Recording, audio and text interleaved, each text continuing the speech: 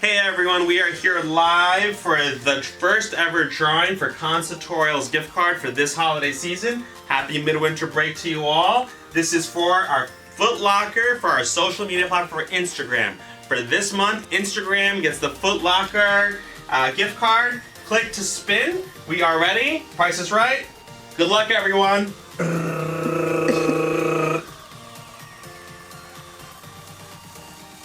Alright, and the winner of the Instagram Foot Locker gift card goes to the handle at Rami._.ssa. Congratulations, Rami.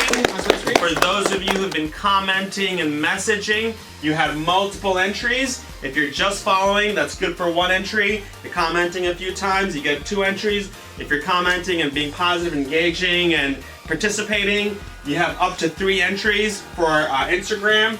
Next week, we will have the Sephora drawing for all TikTok users. Can't wait to have you all follow us on TikTok and pay it forward, everyone.